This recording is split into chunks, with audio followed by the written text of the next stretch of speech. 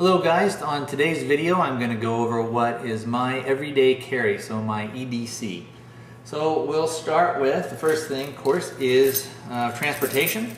I always carry my car keys with me. On my keychain I have a little Swiss Army knife. It's got a little ballpoint pen on there that pops out, and it's come in handy quite a few times when I've needed to write down a phone number or an address or something like that.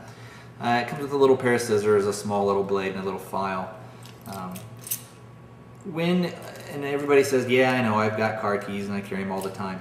But when you get to work, don't throw them in your desk. I've seen a lot of coworkers and things do that. If you need it to exit the area and you want to do that in your vehicle, make sure you keep them on you, not on your desk. If they're in your desk on the other side of the building, it's not going to do you much good. Other stuff I always carry or wear my watch. And I always have my cell phone with me. Again, having the cell phone with you is no guarantee that anybody's going to be able to help you or come to your aid. Make sure you keep it charged up, make sure you keep it with you. Having said that, sometimes you can be in an area where there is no cell service. And of course, my wallet. In here you've got your identification. I'd also recommend that you stash away enough money to buy yourself and your family a meal for the day.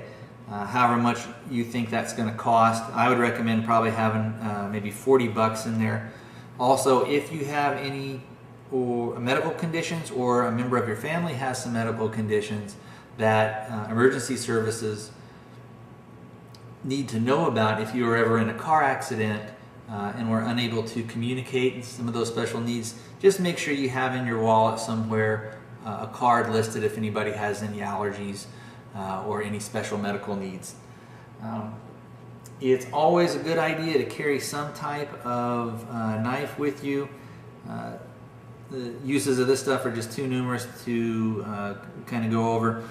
This particular model is designed by Ken Onion. It's the Kershaw Leak. There's tons of videos on YouTube about this. It's an assisted opener, so it just pops open like that. Very useful, doesn't scream tactical. Nobody's going to get freaked out if they see you carrying that thing. It's also got a very nice slim profile, which makes it very easy to carry in a pocket. You always want to carry some type of illumination. If you're working late, it's nice to have a little flashlight to be able to see your way to your car, check out if any bad guys are around. Also, if you're in a restaurant or a movie theater and the power goes out, it's nice to have illumination. You want to carry some means of making fire, so I always carry a little lighter with me. These are El Cheapos. But if you were ever in a situation where you needed to make fire or have a fire for warmth, for whatever, if you were broken down on the side of the road, it's nice to be able to have something that's going to work every single time. And I know that these fail, but they're pretty much just foolproof. They're going to work.